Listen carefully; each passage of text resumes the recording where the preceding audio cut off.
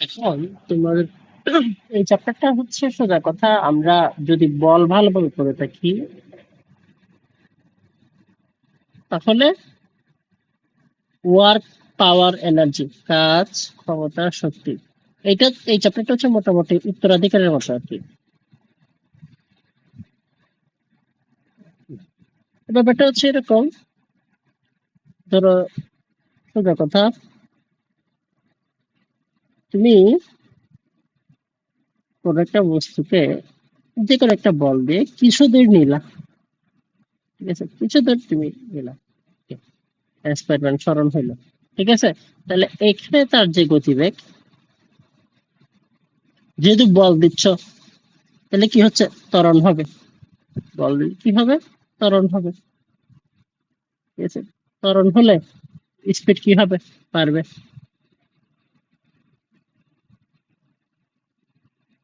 Speed বাড়বে, ঠিক আছে। স্পিড বাড়লে অটোমেটিক্যালি তার গতিশক্তিটা বাড়বে।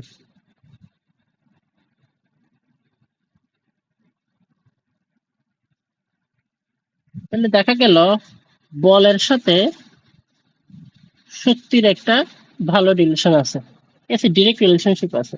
আর কাজটা কি, এখন আমরা কাজ বলতে ইন পারফেক্ট সেন্স, মানে ইন প্র্যাকটিক্যাল সেন্স আমরা বলি। ধরো ফর এক্সাম্পল আমি কোন একটা কিছু করলাম, ঠিক আছে, মানে ধরো টেবিলে বসে হচ্ছে, চেয়ারে বসে হচ্ছে একটা জিনিস করলাম, ওকে। এখন এইটা, এই জিনিসটা তুমি না হয় প্র্যাকটিক্যাল সেন্সে বলতে তুমি কাজ করছো, ঠিক আছে, খুব ফাইন। কিন্তু তুমি কিন্তু ফিজিক্সের সেন্সে কিন্তু কাজ করে বলতে বোঝায় কোন একটা অবজেক্টের মুভমেন্ট হইতে হবে, ঠিক আছে। একটা জায়গায় স্থির থাকলে হবে না, ওর অবশ্যই একটা কি হতে হবে, ডিসপ্লেসমেন্ট থাকতে হবে, ওকে। আর এই ডিসপ্লেসমেন্টটা কেমনে হইতে পারে, অবশ্যই একটা কি দিয়ে, বল দিয়ে। এখন আমি এখন কাজের ডেফিনিশনে তোমার কাজটা কত বেশি হবে, যত বেশি বল প্রয়োগ করবে তত বেশি কাজ হবে, এক। আর যত বেশি সরণ হবে তত বেশি কি হবে, কাজ হবে। তো মোটামুটি কাজ জিনিসটা ফিজিক্সের সেন্সে দুইটার উপর ডিপেন্ডেন্ট, বল এবং সরণ। দুইটাকে একসাথে রেখে আমি এফ ইন্টু এস বলতে পারি। এখানে এইটা অবশ্যই বলের দিকে সরণ হতে হবে,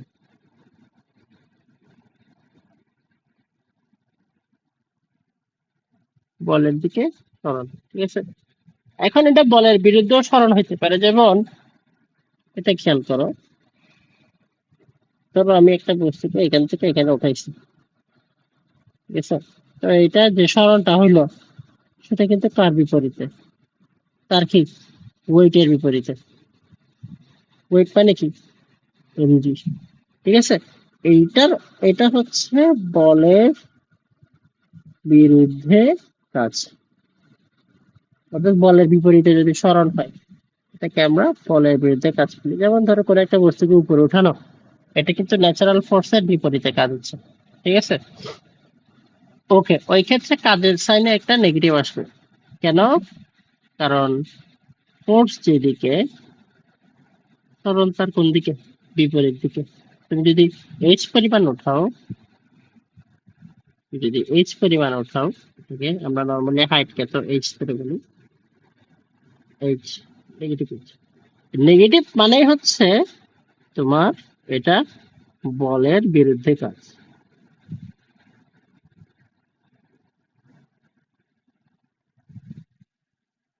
এখন একটা জিনিস তোমার বইয়ে ক্লিয়ার নাই, বা এই জিনিসটার কথা বলা উচিত ছিল, সেটা হচ্ছে কাজ শক্তি পাওয়া।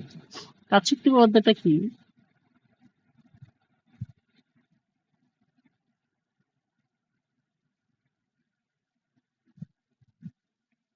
কাজ শক্তি পদ্ধতির আগে আমরা আগে গতিশক্তির ডেফিনেশনটা দিই। গতিশক্তির ডেফিনেশন একদম সহজ,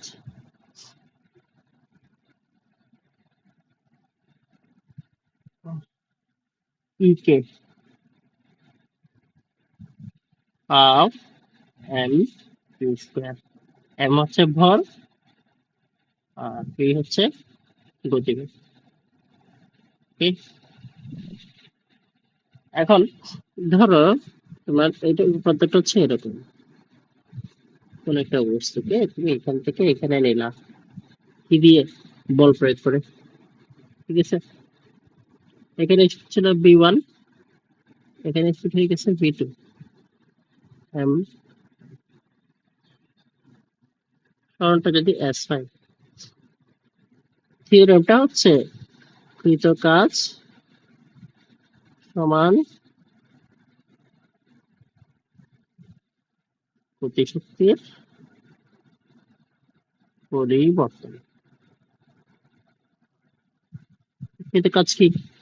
কৃত কাজ হচ্ছে কি বল ইন্টু কি সরণ, আর গতিশক্তি পরিবর্তন। এখানে গতিশক্তি কত? Half M V2 square.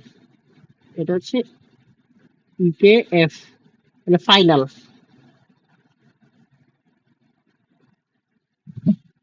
গতিশক্তি পরিবর্তন হচ্ছে পরিবর্তন সবসময় ফাইনাল থেকে ইনিশিয়াল বিয়োগ। কে আই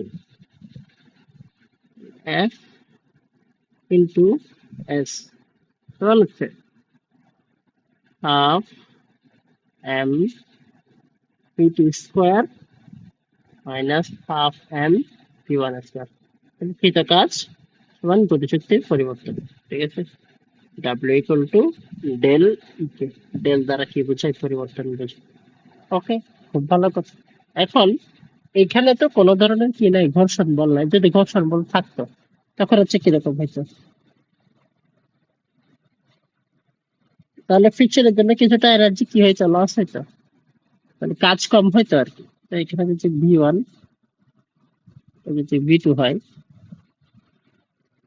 সবার যদি S হয়, কি হয়?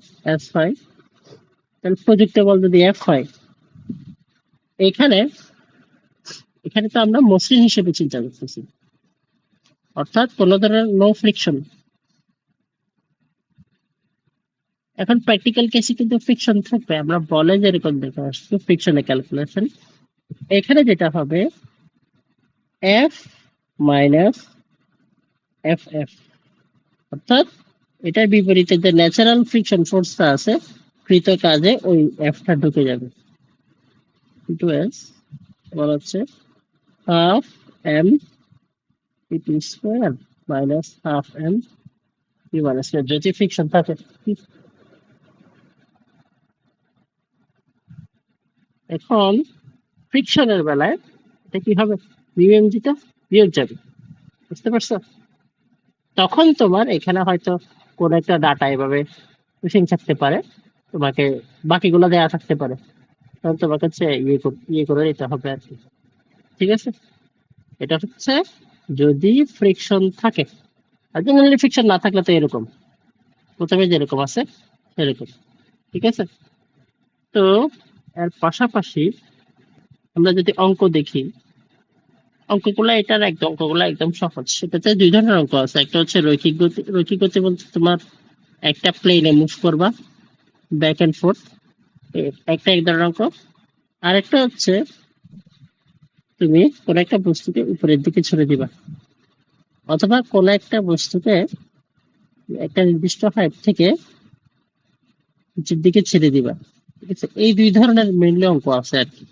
এটা উপরের দিকে নিক্ষিপ্ত বস্তু অথবা নিচের দিকে ছেড়ে দেওয়া বস্তু, এই দুই ধরনের অঙ্ক আছে। গতিতে আমরা যে পড়াশোনা করছি, মানে গতি অধ্যায়ে একদম সেম পড়াশোনা, গ্যালিলিওর পড়াশোনা, গ্যালিলিওর এগুলো যেগুলো আমরা দেখছিলাম, একদম এগুলাই কিন্তু হচ্ছে তোমার ইয়াতে হচ্ছে এখানে আবার রিপিট হবে আর কি। ঠিক আছে, ওকে।